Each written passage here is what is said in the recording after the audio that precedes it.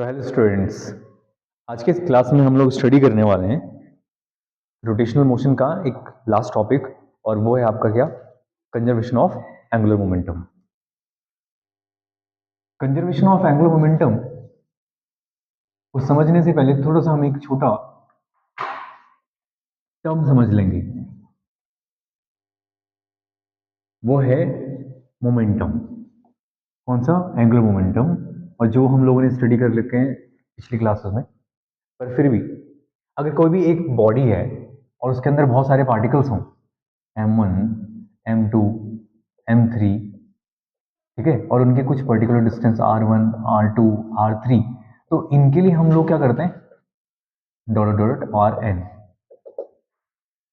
क्योंकि कोई भी जो सिस्टम बनता है वो एक सिंगल पार्टिकल से नहीं बनता है। वो क्या बनता है?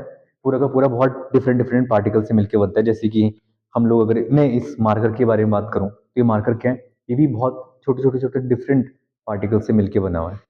और जब इन सबको हम सम कर देंगे टोटल, तो इससे हमारे पास क्या आ जाएगा? इसका मोमेंट ऑफ इनर्शिया। और मोमेंट ऑफ इनर्शिया क्या होता है? मोमेंट ऑफ इनर्शिया अभी तक हम लोगों ने पढ़ा है mr²। Are is a general, इसका पूरा R1 plus R2 plus R3, ये सब हो जाएगा। तो ये मोमेंट ऑफ इनर्शिया होता है। और मोमेंट ऑफ इनर्शिया के साथ साथ एंगुलर मोमेंटम का और मोमेंट ऑफ इनर्शिया का क्या रिलेशन आया था? L is equal to I omega, याद है? और आई का अगर वैल्यू हम पुट करेंगे यहाँ पे, तो आई या L इज इक्वल टू क्या आ जाएगा आपका? mr² omega. यहां पर अगर R या जो टोटल मास होगा इस पूरे सिस्टम का, जिस सिस्टम के या पूरी बॉडी का ये है, इसका टोटल मास क्या होगा? Capital M। तो कैपिटल M को हम क्या कर लिख सकते हैं, या इस टोटल एंगुलर मोमेंटम इसका, ये तो है एक सिंगल पार्टिकल का, सिंगल पार्टिकल। लेकिन अगर हम n पार्टिकल के बारे में बात कर रहे हैं तो वो कितना हो जाएगा? m r1 r2 r3, इसमें हम सिग्मा लगा सकते हैं, i इज इक्वल टू 1 से लेकर n, और ये कितना हो जाएगा? m इंटू r², और इंटू m के साथ एक और टर्म भी आएगा, क्या? n। n क्यों? n पार्टिकल के लिए, m1 m2 m3 m4 n, तो n into m into r² into omega, sigma लगने से। तो ठीक, तो सिग्मा m को हम कह सकते हैं टोटल मास को, या स्मॉल m को n से मल्टीप्लाई कर देंगे तो हमारे पास आ जाएगा capital M into r² into omega. और इस r को भी हम एक जनरलाइज फॉर्म लिख लेते हैं, क्या? z²। z² क्यों लिख रहे हैं? z² जो लिख रहे हैं ये टर्म, ये आपका है z² is equal to R1 plus R2 plus R3, R1² plus R2² plus R3² plus dot dot dot Rn² divide by n।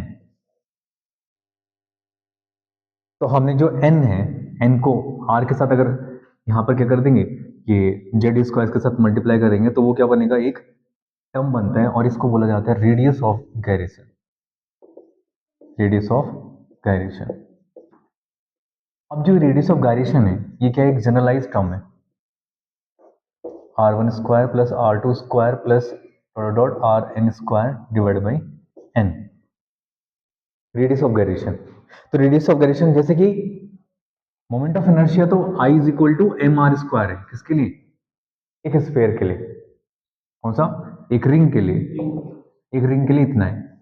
और फिर हमने कहा कि अगर डिस्क है तो डिस्क के लिए कितना हो जाता है? 1/2 mr²। तो इसके r² और इसके हाफ r² को हम क्या करेंगे? एक जनरलाइज फॉर्म में लिख सकते हैं। जनरलाइज फॉर्म मतलब I is equal to mz²। तो ये z किसके बराबर होगा? यहां पे जो z होगा वो किसके बराबर होगा? r के। यहां पर z किसके बराबर होगा? r²/2, समझ रहे हो?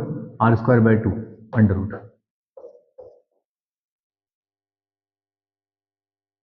तो डिफरेंट डिफरेंट बॉडीज के लिए अब हमें मोमेंट ऑफ इनर्शिया उसका हाफ mr² या mr² नहीं लिखना पड़ेगा, हम क्या लिखेंगे? mz²। ये कहीं कहीं बुक में इसको k भी बोला गया है।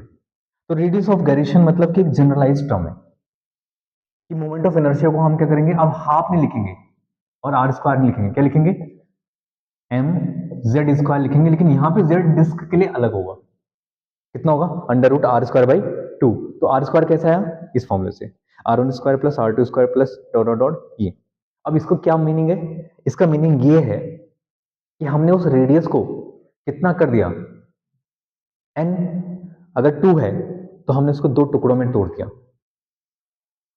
अगर एन 5/2 होगा या 2/5 होगा या 3/2 होगा, तो आपने क्या करा, उस पूरे सिस्टम को 2 से डिवाइड कर दिया, मतलब उसके 5 पीसेस को हम डिवाइड बाय 2 करेंगे।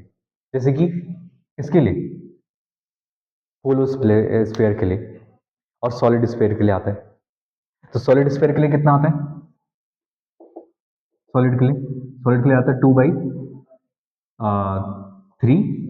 और एम आर स्क्वायर, ठीक है, 2/5 एम आर स्क्वायर। तो इस समय z of radius of gyration क्या होगा, इसका रेडियस ऑफ गायरेशन और z square is equal to r square by या 2/5। तो कहीं कहीं पर इसके कैलकुलेशन के लिए वैल्यू आती है, find the radius of gyration. तो रेडियस ऑफ गायरेशन एक जनरलाइज्ड टर्म है, एम तो बदलेगा नहीं, बदलेगा कौन, रेडियस ऑफ गायरेशन। किसी भी बॉडी का मास वही रहेगा। अगर हमने बोला सॉलिड का, सॉलिड स्फीयर है ये है, अगर होलो स्फीयर कहेंगे तब कितना होगा, 2/3 एम आर स्क्वायर। तो रेडियस ऑफ गायरेशन कितना होगा इसका, 2/3 आर स्क्वायर। अब समझ में आ रहा है। तो हमने सारे मोमेंट ऑफ इनर्शिया को एक जनरलाइज फॉर्म में बना दिया, I is equal to M Z square, और जेड को क्या बोला जाएगा, रेडियस ऑफ गायरेशन। वैसे उसका एंगुलर मोमेंटम क्या हो जाएगा, L is equal to M Z square omega, और एम जेड स्क्वायर ओमेगा को हम क्या बोलेंगे, इसको आई ओमेगा ही कहेंगे रेडियस ऑफ गायरेशन के टर्म्स में, ठीक है। लेकिन अब हम कंजर्वेशन ऑफ मोमेंटम कैसे समझेंगे, कंजर्वेशन ऑफ मोमेंटम क्या कहता है, कंजर्वेशन ऑफ मोमेंटम को समझने के लिए थोड़ा सा ये चीज ध्यान रखो, दो चीजें, क्या क्या, एक तो होता है मैग्नीट्यूड के बेसिस पे, conservation of momentum based on magnitude, magnitude.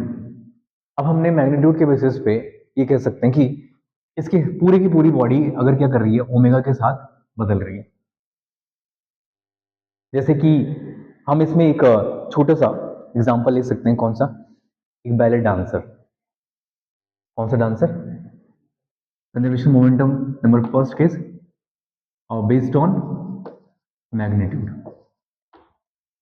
Ballet dancer क्या होती है, बैले डांसर पहले तो एक जगह पे ऐसे खड़ी होगी, ठीक, और उसके दोनों के दोनों पैर कैसे रहेंगे, एक पॉइंट पर रहेंगे, ये कोई बैले डांसर है, ठीक। अब वो है नहीं कि मैं किसी लेडी को बनाने लग जाऊँ तुम्हारे सामने। बैले डांसर ने पहले अपने पैर को ऐसे रखा हुआ है, फिर वो क्या करती है, अपने दोनों हाथों को खोलती है और अपने हाथों को फैलाने पे क्या होगा, हाथों को फैलाने पे उसका एक डिस्टेंस देती है R1, समझ गए। यहां से यहां तक का जो उसका डिस्टेंस होगा, यहां से यहां तक वो कौन सा डिस्टेंस होगा, R1। और जब R1 डिस्टेंस उसे मिलेगा तो क्या करेगी, ओमेगा की रफ्तार से घूमेगी ऐसे, ये अपने हाथों को फैलाने पे क्या बढ़ा, R। और जब R बढ़ेगा तो आप L को क्या लिख सकते हैं, L को ये लिख सकते हैं ना, L is equal to m R1 M R1 into omega 1। जब ये घूमेगी तो उस समय इसका एंगुलर वेलोसिटी क्या होगा, ओमेगा 1। इधर से भी और इधर से भी दोनों हाथ इक्वल डिस्टेंस पे होते हैं, तो ये पहले R1 डिस्टेंस में जब उसने अपने हाथों को फैलाया, बैले डांसर जैसे स्विंग कर देती, फिर जैसे वो घूमेगी, रोटेट करेगी इस ओमेगा वेलोसिटी से, तो उसका पूरा का पूरा बॉडी रोटेट करेगा ओमेगा 1 से, और ओमेगा 1 की रफ्तार से जब ये घूमेगी, ये धीरे से अपने हाथों को फोल्ड कर देगी और फिर ऐसे ऐसे घूमने लग जाएगी। तो जब ये फोल्ड करेगी तो इसने क्या कर दिया, ने आर को कम कर दिया। तो जब पहले R1 था, फिर अब कितना हो गया डिस्टेंस, उसने जो डिस्टेंस कम करा वो कितना डिस्टेंस हो गया, R2। और जब R2 डिस्टेंस होगा तो उस समय का जो ये कर्व है और ये कर्व है, इसमें चेंजेस आ जाएंगे। एक पर्टिकुलर एक्सिस के अबाउट अब घूमेगा तो उसमें क्या होगा, ओमेगा 2 हो जाएगा। जब R1 डिस्टेंस है, अपने हाथों को फैलाया है, उस समय ओमेगा 1 एंगुलर वेलोसिटी है। जब R2 डिस्टेंस है तो ओमेगा 2 वेलोसिटी है। और हमने क्या कहा, कंजर्वेशन ऑफ मोमेंटम किसके बेसिस पे कह रहे हैं, मैग्नीट्यूड के बेसिस में। तो L1 और L2 जो होगा वो कैसे होंगे, m r two square omega 2। Mass में तो कोई चेंज नहीं होगा ना, तो L1 L2 क्या हो जाएंगे, L1 L2 is equal to किसकी वजह से, conservation of angular momentum. Initial momentum किसके बराबर होगा, फाइनल मोमेंटम के बराबर। और वही एंगुलर मोमेंटम यूज करेंगे तो m r one square into omega 1 m r two square into omega 2, m से एम कैंसिल। क्या रिलेशन मिला, इसका जो ओमेगा 1 है या ओमेगा 2 है वो क्या होगा, omega 2 is equal to R1 square upon R2 square into omega 1। समझ रहे हो क्या हुआ, वो घूमने लग जाएगी। अब वो तेज कैसे घूमेगी, जब R2 का रेडियस कम होगा। तो R2 का रेडियस कम करते ही उसके पास एंगुलर वेलोसिटी ज्यादा आ जाएगी और वो बहुत तेजी रफ्तार से घूमने लग जाएगी। समझे हो क्या कहा, बैले डांसर कैसे घूमती है, उसका स्पीड कैसे बढ़ जाता है, उसका स्पीड इसलिए बढ़ जाता है क्योंकि क्या कर रही है वो, R2 उसके कम रेडियस को कम कर दे रही है, ठीक। और जब रेडियस कम हो जाएगा तो क्या होगा, ओमेगा बढ़ जाएगा। और साथ साथ ओमेगा इसमें R1 और ओमेगा 1 ये न्यूमरेटर में है, तो ये इसके साथ मल्टीप्लिकेशन हो जाएंगे, ठीक है। इसके लिए हम क्या करेंगे, वीडियो को पॉज कीजिए और मैं आपको बताता हूँ कि बैले डांसर कैसे काम करती है। तो क्या होना चाहिए, एंगुलर वेलोसिटी अगर बहुत तेज स्पीड से घूमना है तो बहुत तेज स्पीड से घूमने के लिए क्या करना पड़ेगा, रेडियस को कम करना पड़ेगा। इसलिए वो अपने हाथों को फोल्ड कर देती है, और जैसे अपने हाथों को फोल्ड कर देती है फिर उसके लिए घूमना बहुत ज्यादा आसान भी हो जाता है और साथ साथ वो बहुत तेज स्पीड से घूमती है। एक और एग्जाम्पल है जिसको कहते हैं जब कोई डाइवर्स होता है। ओलंपिक आपने देखा होगा, ओलंपिक में एक पट्टी के ऊपर ऐसे खड़े होकर के वो क्या करते हैं, ऐसे किसी स्विमिंग पूल में कूदते हैं। ये अभी कोई डाइवर है जो इस पट्टी के ऊपर पहले खड़ा होगा और अपने आप को क्या करेगा, एक फोर्स एक्सर्ट करेगा यहाँ पर, परपेंडिकुलर फोर्स। और जब परपेंडिकुलर फोर्स ऐसे लगाएगा एक फोर्स, तो फोर्स लगाने के बाद क्या करेगा, वो अपनी बॉडी को क्या करता है, एक पर्टिकुलर सी एंगल पे मोड़ देता है। और जैसे ही पर्टिकुलर एंगल पे मोड़ देता है तो यहाँ पर क्या बनेगा, कुछ डिस्टेंस आएगा। तो इसके ठीक एंगल पे मोड़ने के बाद यहाँ पे डिस्टेंस और फोर्स और साथ ही साथ कुछ वेलोसिटी, फोर्स लगेगा तो कुछ वेलोसिटी सीख जाएगा और वो क्या करता है, अपनी बॉडी को ऐसे मोड़ देता है।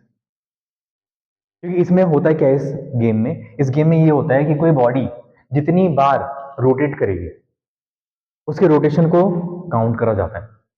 और जो सबसे ज्यादा बार रोटेट कर सकता है अपनी बॉडी को, मतलब घूम घूम घूम करके नीचे पड़ना है। और जब नीचे भी जाना है तो अपने हाथों को बहुत कैसे रखना है, ऐसे बिल्कुल सीधे रखना है। कभी इसमें एक एग्जांपल भी आता है कि अगर आप बिल्ली को ऊपर की तरफ उछालें किसी कैट को, तो वो कैट क्या करती है, अपने आप को रोटेट करती है और फिर चारों पाँव के साथ नीचे उतरती है। तो वो क्या करती है, अपने एंगुलर मोमेंटम को सेट करती है। कौन, ये कैट।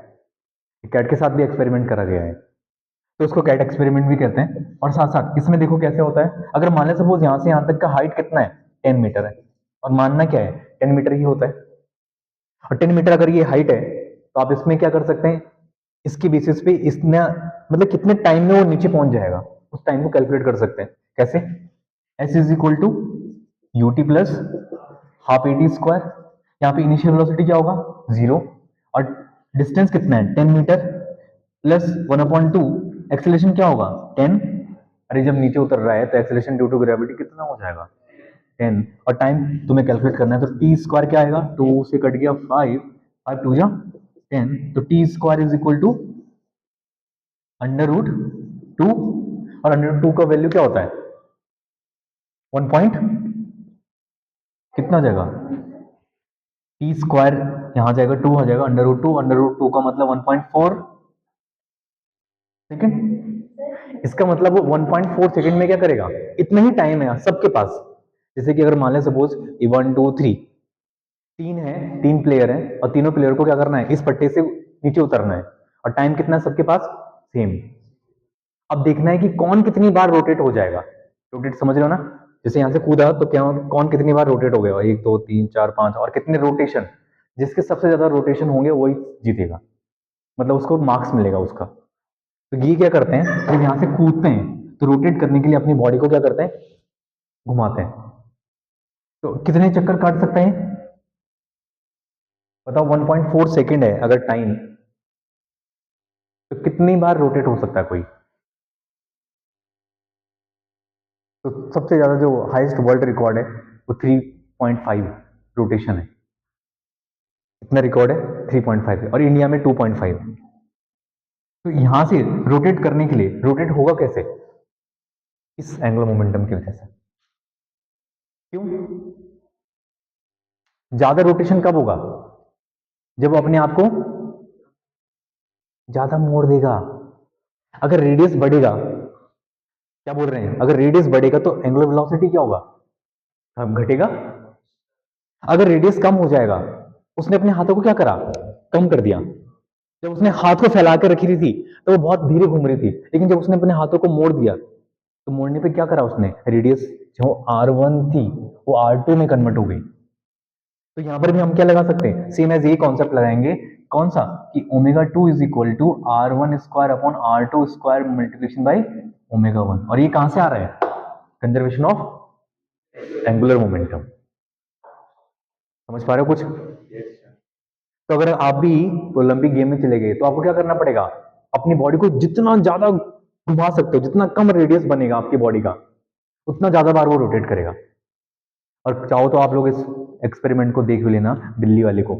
कोई इंसान अगर बिल्ली को ऐसे उछालते हैं ऊपर तो बिल्ली क्या कर देती है, अगर आप उसको ज्यादा ऊपर तक उछालोगे तो ज्यादा तक ऊपर तक उछालने पे क्या होगा, बिल्ली अपने आप को ऐसे मोड़ देगी, और जब वो नीचे उतरेगी उतरेगी नीचे एकदम डाइव करेगी और चारों पंजों पे उतरेगी नीचे। तो बिल्ली के साथ भी ये एक्सपेरिमेंट खेला गया है। अब इसके कुछ और जो यूनिवर्सल एग्जाम्पल है, क्या आपने कभी देखा है कि कभी कोई सैटेलाइट को लॉन्च करा जाता है या फिर कोई यूनिवर्स ये अर्थ के सरफेस से बाहर जा रहा है, तो अर्थ के सरफेस के बाहर क्या है, कोई रूट तो है नहीं, तो या कोई एरोप्लेन उड़ रहा है तो ऊपर आसमान में तो कोई रास्ता तो है नहीं, तो उसे कैसे पता चलता है कि मैं इस पर्टिकुलर रीजन पे हूं, जीपीएस। लेकिन स्पेस में जीपीएस भी काम नहीं करता है, बोले क्यों, क्योंकि जीपीएस का भी तो अपना एक क्या है, एक पर्टिकुलर रेंज है। समझ रहे हो ना, ग्रेविटेशनल फील्ड पे काम करता है जीपीएस। जीपीएस जानते हो ना, जीपीएस सिस्टम जो फोन में ट्रैकिंग वगैरह के लिए यूज करते हैं। कभी तुम लोगों ने देखा होगा सीआईडी वगैरह में कोई उठा के लेके चला गया किसी को, तो उस पर जीपीएस लगा देते हैं, ट्रैक कर देते हैं। तो एक इंपॉर्टेंट डिवाइस होता है जिसका नाम है क्या, गायरोस्कोप। कौन सा स्कोप है, गायरोस्कोप। गायरोस्कोप। अभी गायरोस्कोप को कैसे डिजाइन करा जाता है, ये गायरोस्कोप कुछ ऐसा होता है, और यहां पर एक एक्स एक्सिस, इसके ठीक यहां पर इसके ऊपर एक प्लेन होता है, और वो प्लेन कैसे है, एक स्क्वायर के अंदर ये बॉक्स बंद होता है ऐसे, और यहां से भी एक प्लेन सरफेस होगा एक्स वाई, और एक प्लेन सरफेस इसके ठीक इस बॉक्स के चारों तरफ होगा ऐसे। तो ये क्या करता है, ये 3 डायमेंशनल घूमता है, गायरोस्कोप कहते हैं इसको। तो ये वाली एक्सिस फिक्स होती है, ये हमेशा क्या होती है, अर्थ की तरफ। जब वो किसी आसमान में स्पेस में उड़ गया तो उसको कैसे पता चलेगा कि मैं अर्थ की तरफ हूं या किस तरफ है अर्थ। अगर आप सोचो, अगर आप किसी ओशन में चले जाओ तो आप जहां जिस रास्ते से आए होंगे आप अपने रास्ते को भी भूल जाते हो। ऐसे स्पेस में भी होता है, आप एकदम से ब्लैंक हो जाएगा आपके दिमाग में कि मैं किस रास्ते से आया था। तो उस रास्ते को पता करने के लिए क्या करता है, एक नीडल जो है बीचों बीच में वो अर्थ की तरफ होती है, और बाकी जो दोनों सरफेस हैं, अगर उसको इस तरफ घूमना है तो इस तरफ घूमने के लिए क्या करेगा, ये वाला रोटेट हो जाएगा उस समय वाई एक्सिस, और फिर जब अगर इस तरफ घूमना है तो जेड एक्सिस। तो लेकिन जो एक्स एक्सिस वाला पार्ट है जो अर्थ की तरफ रहेगा वो फिक्स रहेगा, वो रोटेट नहीं होगा। वो कैसे, क्या समझ सकते हो एक और। तो इस तरह से क्या करते हैं, डायरेक्शन को ध्यान रखा जाता है। तो इसमें भी क्या काम करता है, एंगुलर मोमेंटम। एक और है, इस लट्टू वाले मोमेंट में आप देखिए, तो लट्टू वाले मोमेंट में क्या होता है ना, लट्टू के मोमेंट में आपने देखा था एक लट्टू जो है नीचे नहीं गिरता है, लेकिन जब वो मोशन कर रहा हो तो आसानी से मोशन करता करता रहता है। लेकिन अगर आप उसको स्टेबल छोड़ दो तो लट्टू क्या हो जाएगा, नीचे गिर जाएगा। तो उसमें भी क्या होता है, उसको बोलते हैं, उस तरह के मोशन को रिसीजन या प्रिसीजन, क्या कहते हैं, प्रिसीजन, टॉप में। ऐसे ही मैंने आपको व्हील में हम लोग देख सकते हैं, व्हील के अंदर भी क्या होता है, एक जो व्हील होता है बाईसाइकिल व्हील या साइकिल का व्हील, उसमें भी क्या काम करता है, एंगुलर मोमेंटम। एंगुलर मोमेंटम कैसे काम करता है, अगर साइकिल को, अगर आप इस टायर को किसी रोटेट कर रहा है, यहाँ से पर्टिकुलर किसी धागे से आपने इसको थ्रेड से लगा दिया, बांध दिया, और इस एक्सपेरिमेंट को हम अपने क्लासरूम में भी कर सकते हैं। तो उसमें क्या होगा, साइकिल का टायर जब आप इस दोनों थ्रेड से बंधा हुआ है तो क्या होएगा, मूव करता रहेगा। लेकिन अगर आप इस रस्सी को काट दें, यहाँ से ब्रेक कर दें, ये रस्सी क्या कर दें, कट कर दें, तो ये एक रस्सी के अकॉर्डिंग भी घूमता रहता है, रोटेट करता रहता है। रोटेट क्यों करता रहेगा, अगर ऐसे रोटेट करेगा तो रोटेट करने पे इस पे फोर्स लगेगा, एक मोमेंटम आएगा, और मोमेंटम प्लस इसका रेडियस मल्टीप्लिकेशन, तो दोनों क्या बन जाएंगे, एंगुलर मोमेंटम। तो एंगुलर मोमेंटम उसको क्या करता है, रोटेट करवाता है, ठीक है। लेकिन अगर आप इसको सिर्फ रस्सी में ये घूम नहीं रहा है, एकदम से ऐसे नीचे की तरफ झुक जाएगा, नीचे की तरफ आ जाएगा ऐसे। लेकिन जैसे इसको रोटेट कराएंगे तो रोटेट कराने पे ये घूमता रहेगा। और किस तरफ घूमने, किस तरफ इसको एंगुलर मोमेंटम लगेगा, वो डिपेंड करता है इसके रोटेशन पे, ये फॉरवर्ड जा रहा है या बैकवर्ड जा रहा है। तो एंगुलर मोमेंटम के इतने सारे आपके एप्लीकेशंस हैं जनरल लाइफ में। क्या क्या बताया, बैले डांसर, एक डाइवर, एक गायरोस्कोप, गायरोस्कोप आपके एरोप्लेन में होता है, दूसरा टॉप, और एक व्हील। लेकिन यही ये चीज खत्म नहीं होती है, ये चीज आपके रोटेशनल काइनेटिक एनर्जी के साथ भी चलती है। रोटेशनल काइनेटिक एनर्जी जो हमारे पास लीनियर इक्वेशंस हैं उनको हम रोटेशनल मोशन में कन्वर्ट कर सकते हैं। कैसे कैसे, रोटेशनल जो इक्वेशन ऑफ मोशन है, rotational equation of motion, rotational motion अगर कोई कर रहा है तो इक्वेशन ऑफ मोशन क्या होती है, लीनियर के लिए क्या होती है, v is equal to u plus a t, s is equal to u t plus half a t square, और v square minus u square is equal to